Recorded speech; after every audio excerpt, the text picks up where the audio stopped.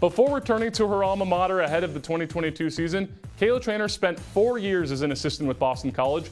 Syracuse's current bench boss helped guide the Eagles to the national championship in her final season down in Chestnut Hill. Now, Trainer has had trouble finding success against her former employer. SU held an 0-3 record against BC in her tenure entering tonight's game, and tonight it moved to 0-4. Syracuse lost to Boston College by 1 goal for the third straight game, but this one was a little more heartbreaking. The 11-10 final came down to overtime. Folks, the Sickos defended the nut. Let's show you how the Eagles bested the Orange once again for one final time this school year. It's Orange Press Pass, and it starts right now.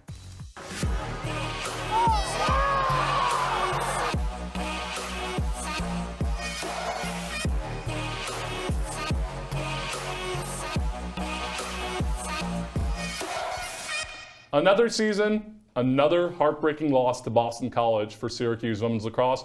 Welcome into Orange Press Pass alongside Andrew Della, Piana, and Avin. I'm Liam Griffin, here to bring you all the highlights and analysis on SU's only ACC loss of the season. At least you have that to hang your head on. Andrew, I'll come to you first. Quite the game, quite the build-up. What's your first thought? I'd say so, Liam. And I got my opening thought is right here. Let's see it. Oh, it's the Reggie Miller choke job. Come on, right? 11-10 loss tonight. They had this game in the bag, right, Adam? Right. Yes, they did. Delaney Schweitzer stood on her head tonight making 10 saves, but Natalie Smith was wide open in front of the net in overtime, and Shea Dolce absolutely denied her on the doorstep. BC goes down the other end and makes a mockery of the Syracuse defense as they were in second half today. But again, you have to close this game when the opportunity presents itself. As such a good team as Boston College is, Syracuse did not close the door when they needed to tonight. Well, you're right. Boston College is a good team, but you know who else is a good team?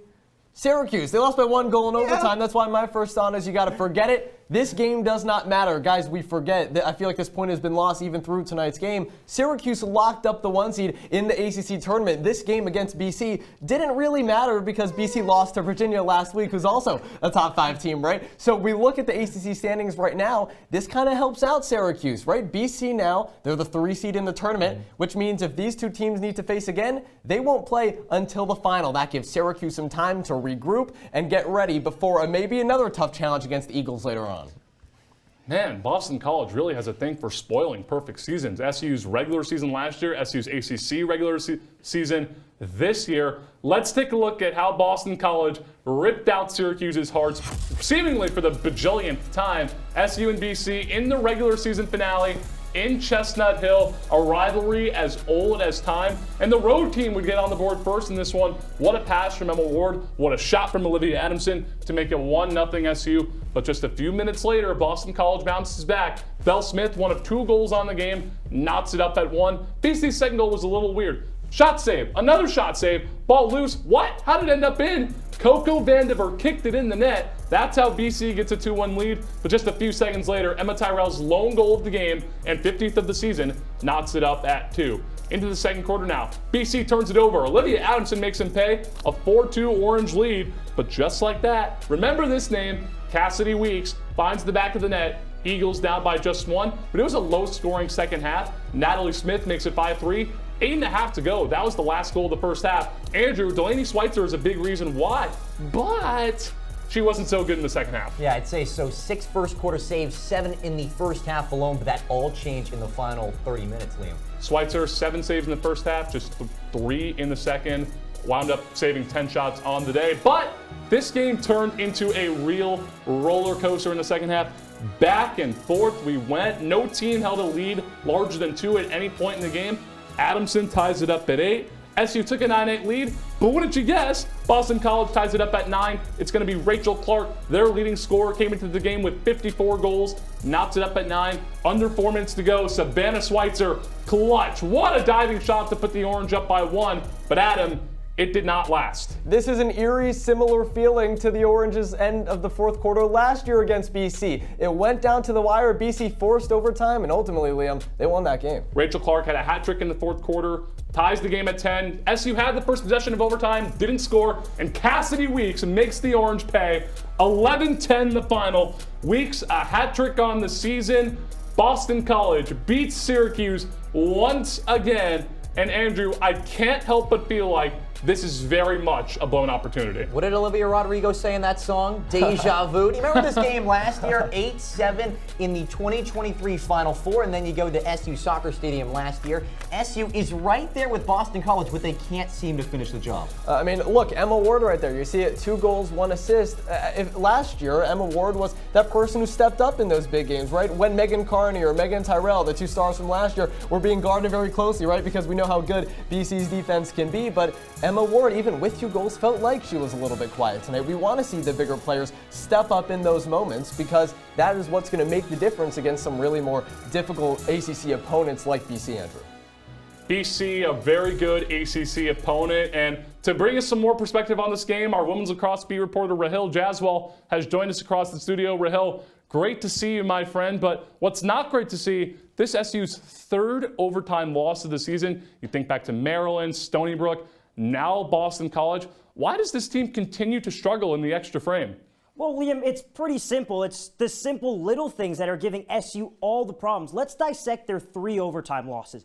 At the start of the season against Maryland, Syracuse wins the draw. They have a chance at it multiple times, and they have a shot clock violation. That's something that just cannot happen. Down in Stony Brook, again, at home, Syracuse wins the opening draw. What happens? They have a lapse in concentration. They turn the ball over. Ellie Macera comes back on the other end, makes them pay. And even tonight, Kate Mashevsky did her job. They win the opening draw. Natalie Smith has a wide open goal for the win. She's denied at the doorstep. BC comes back and makes them pay. You can get away with these types of mistakes against the bottom tier ACC teams, but when you play the top dogs, you have to convert on those easy chances. I completely agree, Rahill. Thanks for joining us in studio tonight. I alluded to the deja vu fact about this team being right on the doorstep before the ACC tournament with that close loss to BC last year. Do you feel this could be a similar situation walking into this year's conference tournament? Well, unfortunately for Syracuse, it's looking eerily similar, Andrew. Last year, they had the chance at a perfect regular season title. They couldn't close the deal, lost that one 17-16. This one, even though they had the 1 seed already locked up, Kayla Traynor talked about how much she wanted to beat Boston College, and they could not get it done. A little more bright side now, since they have the 1 seed in the tournament bracket, the road should be a little less difficult than it was last year because Notre Dame and BC are on the other side of the bracket, so Syracuse could avoid them until the championship, but most likely you're going to have to get through Boston College to win the ACC, and right now with the way the head-to-head has gone, it doesn't look like that's possible for Syracuse. Yeah, Rahill, Liam mentioned it a little bit earlier. Syracuse has been in these close games all year, and tonight was nothing different, but missed opportunities on ground balls and then also turnovers plagued this team throughout tonight's contest. What does Syracuse have to do going forward to make sure they can play a clean 4 quarters? Well, Adam, you just mentioned it right there. It's the turnovers. They had 15 tonight. It's been an issue all year. And the main problem with turnovers is it doesn't matter if you win draw controls because the turnovers completely offset that. Kate Mashevsky was really great in the first half. At halftime, even though Syracuse only had a 2-goal lead, they were up 7-3 in the draw control department. What kept Boston College in the game? It was the turnovers. We've seen it multiple times. Again, you can get away with that when you play a team like Louisville, where you struggle in the opening quarter, but when you play the top dogs, you cannot turn the ball over like that because it's going to come back to haunt you, and that's exactly what happened tonight. Well, even though Syracuse is the 1 seed in the ACC tournament, you can rest assured they'll see plenty of top dogs down the line down in Charlotte at the ACC tournament and in the NCAA tournament in just a few weeks. That's Rahill Jaiswal. He's our women's lacrosse beat reporter. You can follow him on X for all your women's lacrosse coverage throughout the postseason. Rahill, thanks so much for stopping by. Well, it's time for our first break here on Orange Press Basketball. When we come back, it was a back and forth roller coaster game that SU had plenty of opportunities to win. How'd they fail? We'll tell you after these messages.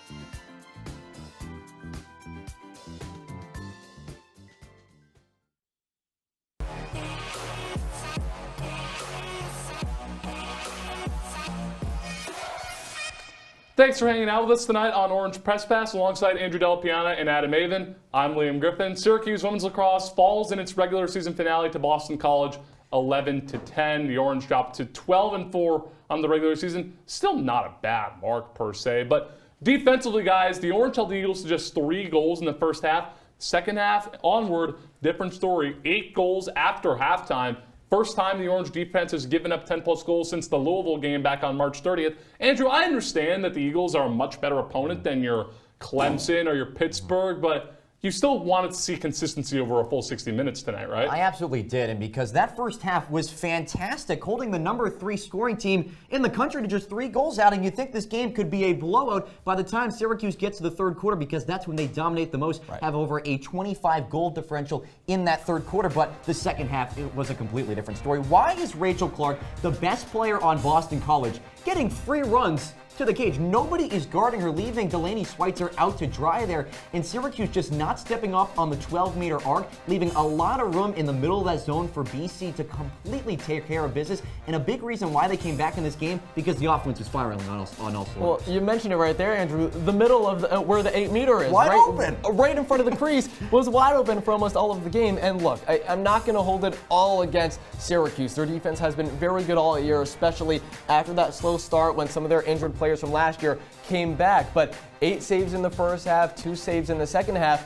The defense wasn't really helping out Delaney Schweitzer. They weren't switching on the pick and rolls. You know, I feel like, Andrew, you know women's basketball pretty well. We kind of compare basketball to women's lacrosse with how they move, the kind of weave passes, the give and goes, right? And we saw it tonight where the middle was wide open because of some of the picks, and those Syracuse defenders weren't switching over. So Syracuse has to clean up on the defensive end and at least communicate so they make sure that no one is being left untouched. Hey, guys, BC is a team with offensive talent out the wazoo. 5 players entering the game with 28-plus goals. That's very tough to stop when you have those defensive lapses, like you mentioned. But Delaney Schweitzer, I don't want to say she could have completely solved it, but she definitely had her highs and her lows in this game. 7 saves in the first half, just 3 in the second. Adam, definitely a better performance than what we've seen against BC for Schweitzer in the past, and this was also her first 10-save game since the Maryland game back in the middle of February. But still, you want to see the consistency. Right. I mean, last year, Delaney Schweitzer was a player who Kayla Trainer called maybe the best defender, not goalie, defender in the country. And she was a Tewaaraton finalist last year. That is how good Delaney Schweitzer had of a season last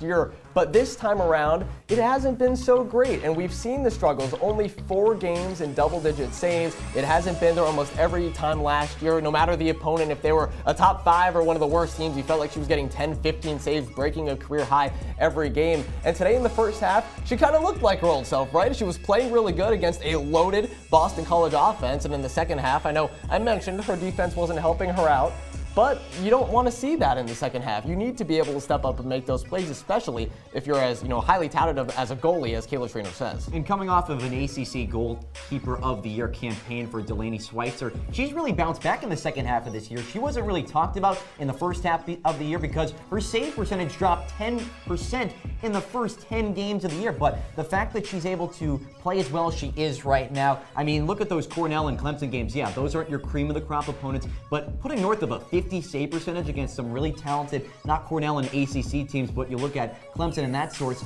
that's important for this team down the stretch. If this team wants to go far and take care of that first national championship, they need their goaltender to be playing at elite level, and Delaney Schweitzer has done that as of late, but needs to do it in the biggest moments of the game and not just the Well, that's what SU wrote its almost undefeated season on last year, Andrew. Yeah. Schweitzer, fantastic in the regular season, did not play great against BC in the NCAA tournament, I should say. Don't want to say that's why that cost him the game, but you certainly wanted to see her play a little bit better on the biggest stage. And you want to see Kayla Trainer just get over the hurdle against Boston College. Mentioned it earlier, she was an assistant there for 4 years, but now 0-4 against the Eagles in her head coaching career at SU, including 3 consecutive 1-goal losses.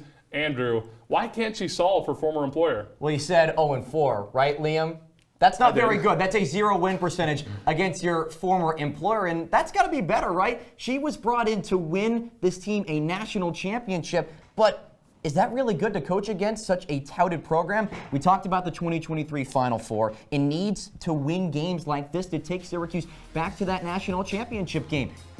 Are they really at the prowess of taking down programs like the Eagles if your head coach cannot take them over the top. That's the real question, Adam. And if Kayla Trainer wants to really make her stamp on this program as she works into her coaching role now, winning these types of games, especially overtime games, 0-3 in OT games this season, it has to be better, and simply as that. It says it up on your screen. The student can't beat the master just yet. We see it in places like the NFL all the time, for example, where one of Andy Reid's or Bill Belichick's, underlings, someone who apprentices, a person who's worked under them for a really long time. Once they face in a conference finals, the master always gets the job done, and you see it right there. Look at the goal differential. I know some of those don't look great, those losses, especially in the ACC, NCAA tournaments, things like that. But overall, what has Kayla Trainer had at Syracuse so far? It's been success. She inherited a pretty good program after she left BC and took over for Gary Gait. She made the playoffs, then the next year made the Final Four, and I'm not saying they're going to go even farther this year, right? But this program has trended in an upwards direction since she's took over that head coaching job. I think there's a lot more success on the horizon with a really good recruiting class coming, and with all the pieces that departed last year, I'm not going to say she's on the hot seat just yet. No, I don't think you can say Trainer was on the hot seat with all the success she's had at Syracuse so far and at BC when she was an assistant, and a player she coached while she was an assistant at BC. Well, she's your Orange Press Pass player of the game. Cassidy Weeks has been with Boston College since 2019. You can see her veteran leadership on display today. Didn't necessarily stuff the stat sheet, but she did have a hat trick, one of 2 BC players to hit that mark today, and most importantly, she's the one that put home the game winner in overtime. That is veteran leadership for you, stepping up on the big stage when it matters most. Cassidy Weeks, your Orange Press Pass player of the game, in large part thanks to her game winner today against Syracuse. Up against another break here on Orange Press Pass, but the NFL draft is almost here, so we're putting our own unique spin on it here on OPP. We'll play some OPP draft after this.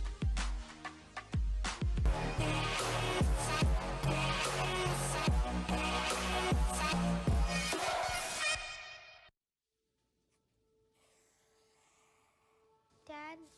Just 1 minute, okay? Hey, Bobo, do trees tell each other stories? I'm sorry. I'm afraid I don't know that. Hey, why don't we go find out?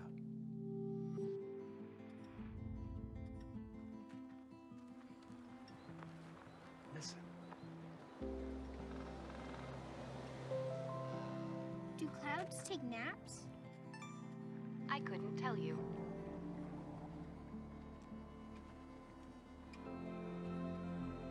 Can birds draw pictures? I don't have an answer for that. Dad, do stars visit their friends? Look!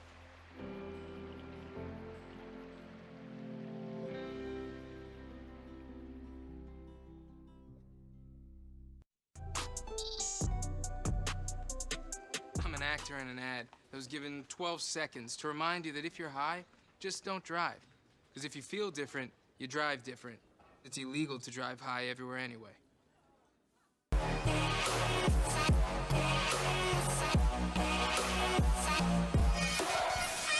The most popular ringtone among sports fans is about to make its famous return. Da-na-na-na, da-na-na-da-da.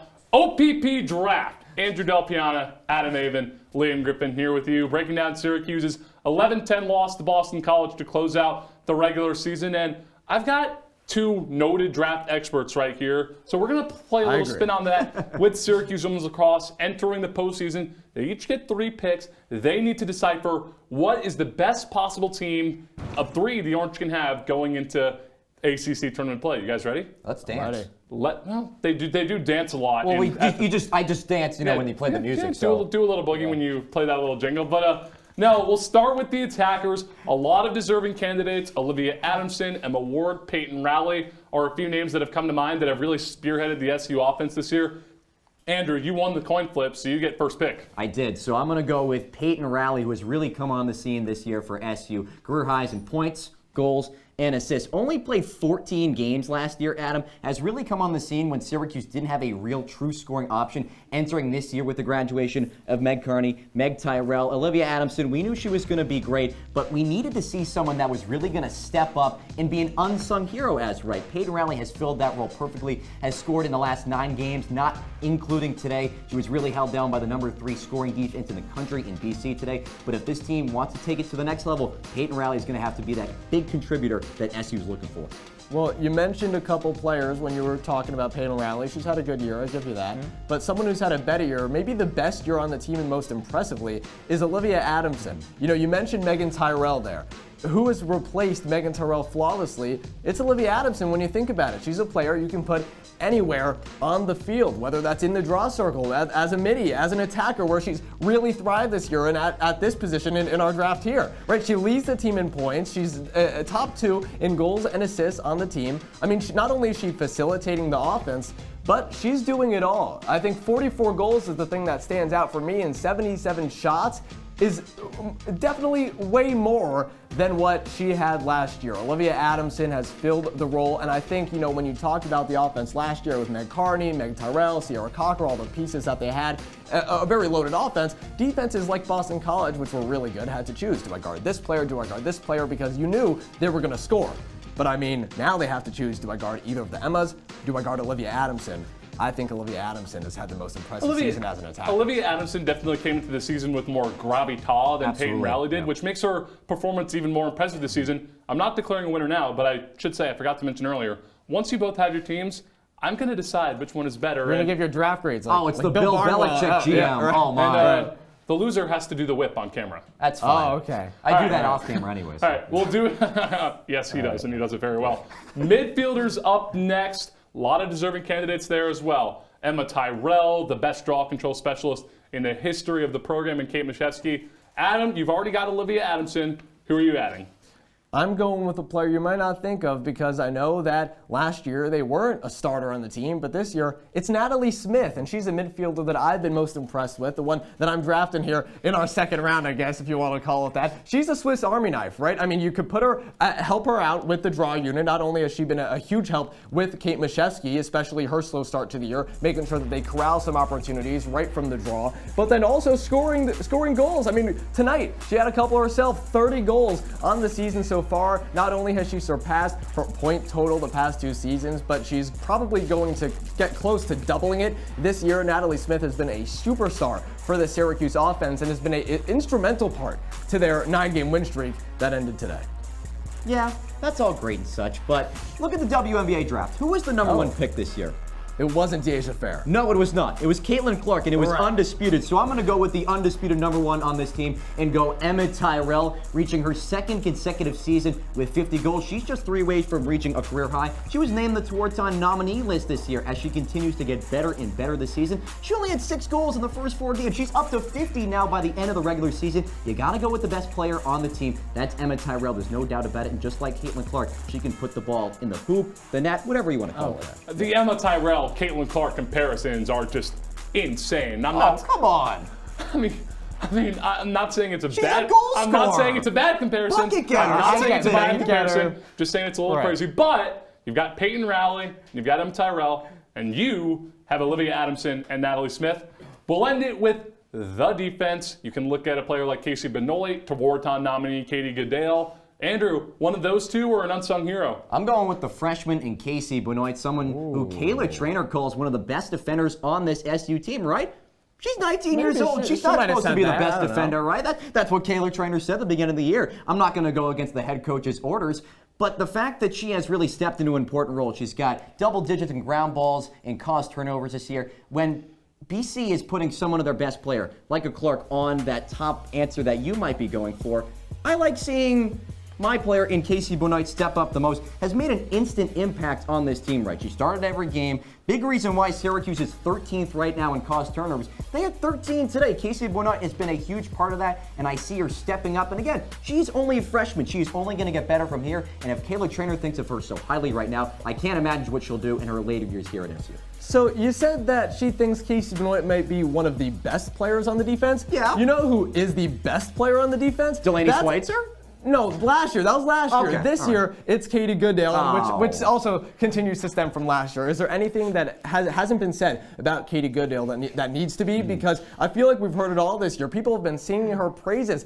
on the defensive end. She locks you up like Nika Mule, right? Like, with that's the storm. good. You threw a WNBA That was good, reference, Adam. Caitlin Clark. I had to throw one in there too. But on defense specifically, she guards it. She gets in your face. Maybe stick checks a little bit, and really forces more turnovers and grab balls. She's been top 10 in the country, both of those for both years so far, last year and then this year. But specifically this year, I mean, you mentioned Tewaaraton finalist for Emma Tyrell. Only 25 people get to be on that list. You know who the other SU person is? It's Katie Goodale on defense. So she has been stellar this year specifically, but I think overall she has been a huge part of the offense because not only does she help in the draw unit, she has the second most draw controls on the team this year, but on defense is where she shines. And when the rest of the defense might be sloppy, Andrew, she picks up their slack. Well, you both blew it. I don't know how you can't not include the best draw control specialist in the history of the program on either of your teams. So here's what deciding both of you would be like. It would be like deciding to combine chicken parm and tuna fish. A terrible decision. So here's what we're going to do. I'm throwing both of these out. There is no winner. Both of your guys' teams are mediocre for not including Kate Mashevsky. Who are we, the Rams? What are we doing here? Yeah, sorry. I'm not sorry come to... on, man. Well, I think we both had good teams. I thought that was a great team. the exclusion back of to Kate the board. Mashevsky really hurts. We're almost out of time here on Orange Press Pass. After these two settle down after not picking Kate Mashevsky, we will take a look at the ACC standings. OPP will BRB.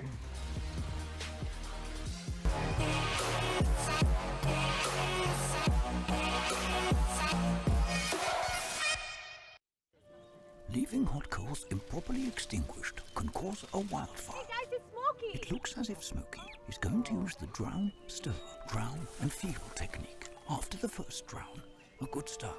Next, another drink. And finally, a close feel. Is it cool? Okay. Yeah. Hey, Smokey, catch. Oh, my bad, Smokey. Only you can prevent wildfires.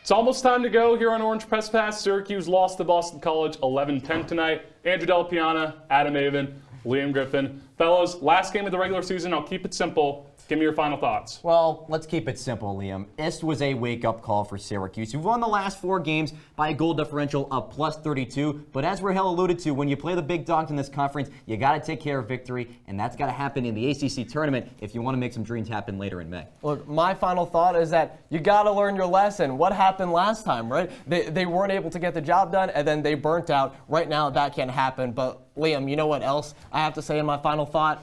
This is your last show at CitrusTV. This is a sad moment, and we love you and appreciate you for everything that you've done here at the station. Producers, take it away. Let's roll it. Orange Press Pass, and it starts right now. 25 carries for a quarterback is not easy. Welcome into sports. I'm Liam Griffin. It felt like a big one, considering you have 2 new head coaches coming in. He's coming in with a little bit of fuel to his fire in this game that he had with Aronde Gazet, among others, last year. 26 points in the final frame. Cool.